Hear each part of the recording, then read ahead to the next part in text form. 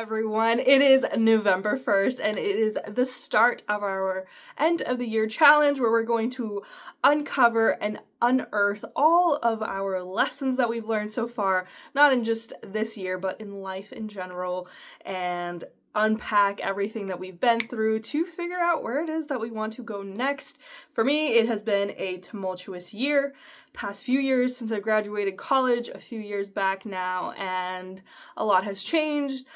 A lot of things have settled out, some things are new, some things are old, and I kind of just want to shake off all the dust and reevaluate what it is that I want, and I think we can do this together because at the end of the day, we are in charge of our own lives and we have to be the one to take accountability. So for day one of this challenge, I want you to go through your house and see if there's anything that you can get rid of. I know people usually do spring cleaning, but why not do a fall cleaning so that we can set ourselves up for winter, so that we can nest and really rejuvenate, so that when the summer and the spring roll around, we're in a better place and starting off on a better foot. So why not end this year getting rid of all the things that you no longer want? And there's 3 ways to think about this / do this. Now, I just did this upstairs in my office where I got looking at all the stuff that I had, and rearranging things can also be a big part of clearing things out. Is the stuff even in the space that I want it to be taking up? And there was some books that I had in one area that I wanted in a different, because they represented different things to me. So even doing that can get you to start looking at life a little bit differently. And I was looking at all of these Pokemon cards that I bought because my brother had this revelation that he wanted to be into Pokemon again. And I bought a bunch of them because he was really into it and on all of that. And I'm just like, you know what? I'm going to take all these and hand them to him, and he can keep them at his place. And there's books that I no longer want to read that I know some of my friends would be more interested in. So I just want to move things out of my life that I no longer want, but I do think other people will enjoy, and I've done that with my closet these past few weeks, constantly just combing through it and seeing what it is that I'm wearing and what I'm not wearing, so that I actually know what I need. Because if my closet is full of stuff and I think I have stuff, but then I go to create an outfit and I actually don't like putting any of those things together, it's not helpful for me. I can't make better decisions for myself if I don't have the choices to make them. So having a physical space be clear is the first step to getting mentally clear. And I've always found that when I've cleaned things out, a lot of stuff in my emotional and mental life also got cleared out just because I had more space to do things and to think about them. So I am putting all the Pokemon cards in my car and giving them to him, getting rid of some books. I finally opened some boxes from moving here, and I realized I had some of my mother's stuff that I will also be giving back to her. So now that entire closet is almost empty, and now I have more space to do things. I can move some of my more fancy clothes into that room and just have it be a better use of space than this kind of like throwaway closet that things just exist in. And I was thinking about, I don't know if you guys have ever seen tights that have like fleece in it. I mean, you probably have. And I was like, I really want these. I used to have these amazing ones that were super nice, and I found them in that closet where I didn't want to go in. So you might go through your stuff and realize, oh, this thing that I've been searching for is in the middle of all of this stuff, which is exactly what we're going to do with the unearthing of all of our lessons and the things that we are going through, which is going to be later on this week that we're going to go through. But figure out what is in your physical space so that you can evaluate what it is that you need and what it is that you don't have and what you don't need anymore. The best thing you can do is go through this stuff, pick it up, and figure out if this is a thing that you need or not.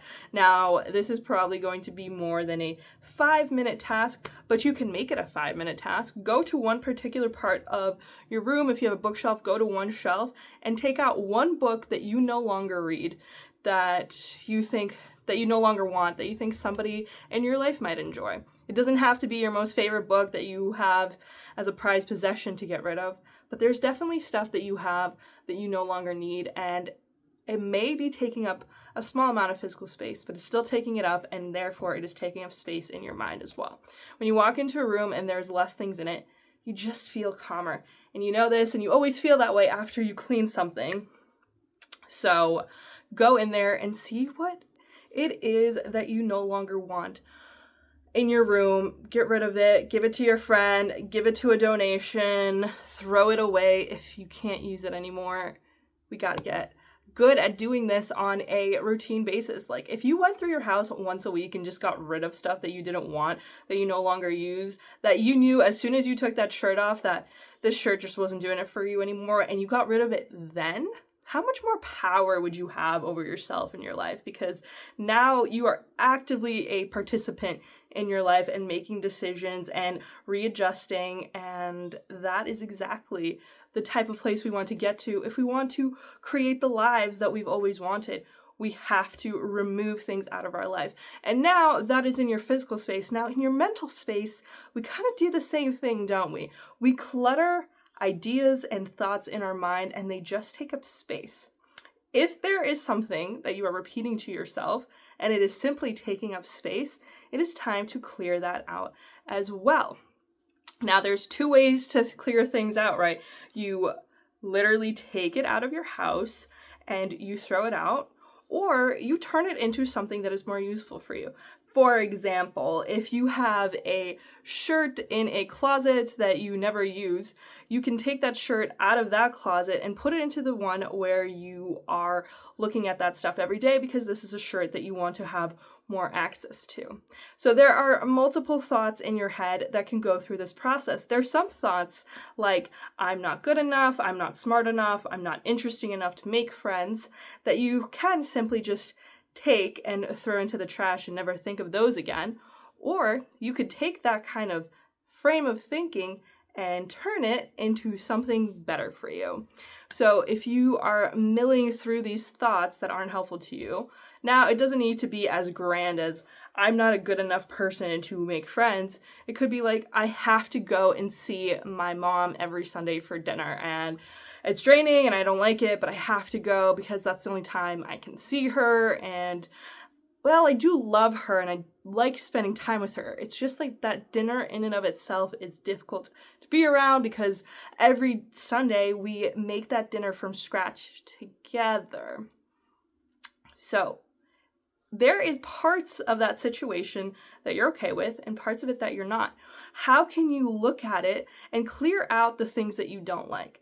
If you don't like the fact that you're there for 6 hours because you spend the first 2.5 making bread, and before that even going to the store and buying all the stuff together so that she can then make the food, why not skip that part and say, you know what? I'm going to go to the store. I know what you need. And I'm just going to do it by myself. And I'm actually going to make that bread on my own time, and I'm going to bring it over. So you don't have to waste your time cooking. And then when we're together, we can just focus on us laughing and having fun. Now you've kept the same thing that you have to do every Sunday, but now you've made it something that you're more willing to deal with. Because if you have to go shopping for this dinner, then you can go shopping for yourself for that week, and then you can go home and put everything back into its place, and then you can spend some time yourself cooking the bread or whatever it is. Is it baking bread? I think it is. I can't do that. That's like one of the things that I've never learned. But maybe this journey will change that. That would be really funny if that was like the one thing that came out of this, is I know how to make bread. But that's the thing. Look at the things that you have to do, you feel like you just don't want to, and see what things you can take out and change and make them work for you.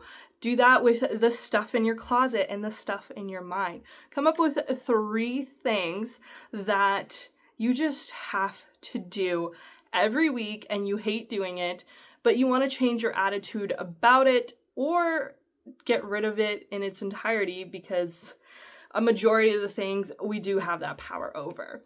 Let's see. What are the 3 things that I just don't super enjoy doing? I do not like doing laundry, even though it's not that difficult. So I could consolidate on one day of the week to do all of it together, which is kind of what I've been doing. So what if I do laundry every 5 days, no matter how much laundry there is or not, and just set out the time to do that? And before I go and do the laundry, I will get myself a little coffee or an ice cream or something to make it more enjoyable. And then first I'll throw the laundry in, go get this quick little thing, come back, change the laundry, and then the second half, while that's going, I will watch an episode of a show or watch my favorite videos or call one of my friends.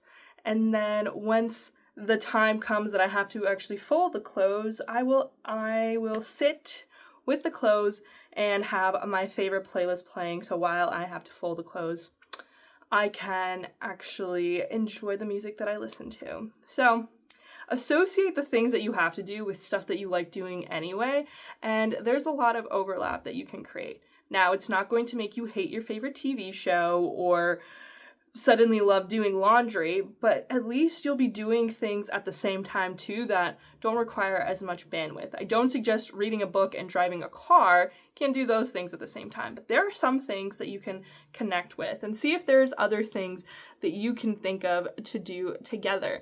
Now, another thing that I have to do is go food shopping. I think basically just living life seems to be difficult at times. And I do enjoy it for the most part. I feel like the difficult thing is just like sitting through traffic and dealing with like the radio not always playing songs, because I don't usually like listen to my own songs because I feel like that's just another decision I don't want to make when I'm driving. But what I could do instead of being super annoyed is if I go on and I turn on the radio stations and there's no song playing, I'm just going to turn on a video so that I can listen to it while I'm driving that I really like, because honestly, that seems like a better use of my time. There's a lot of self-help videos that I also watch, and I could just turn one of those on while I'm driving and not be annoyed if there's no music playing. And to do that as soon as there's no song that I want to listen to. And obviously not do that while I'm driving, but to just kind of give myself something else to do. Another thing that sometimes is hard for me to like want to get into is going outside for a walk. Like, I love walking around and being in nature, and as soon as I am like 2 minutes into the walk, I'm excited about it and ready to just go because you're moving. But the lead up to it, I'm usually like running from something or frustrated by something. So I think I just need to carve out a time in the day where I'm not under as much stress and that I can like transition to it to being more fun. So maybe it's like going up and just like stretching a little, or turning on my favorite song before I go for the walk so that it like shifts my mood through that process of putting on my shoes and getting out the door just enough so that like I'm more excited to go into it. Because really, when you're more excited to approach a situation or an event or a person, you're more likely to do it. And they do say that if you are having fun while you do something, it's so much easier for you to learn it. So if there's any way that you can turn what you're doing into something fun for you, it's going to be so much easier to get to that point. And that's really what this entire challenge is about, is enjoying life, because we've learned so much through everything that we've been through. And instead of just continuously learning all the time, we can go through and take those lessons from our life and create something with it. So go clean something in your house. Try to hand something off to a friend, or just get rid of things or rearrange things, and then also come up with a few different things that you have to do during a week and see how you can make it more fun for you. It really doesn't have to be that stressful to live this life. And a lot of the times, a good amount of the things that we do enjoy doing. We just have to convince ourselves that it's not as difficult as it is. And once we can get there, we can really do anything. So let me know down below how your day 1 challenge goes, and I will be back for day 2, where I think we're gonna go a little bit deeper, but this is a good place to start, because once we start moving things, memories start flowing, and when you look at old stuff, memories will flow. So it's time to step into the past so that we can project ourselves into the future and be the greatest version of ourselves. So I will see you very soon. I hope you have an amazing day and you have the most clean place at the end of it. All right, I will see you very soon. I hope you have an amazing week.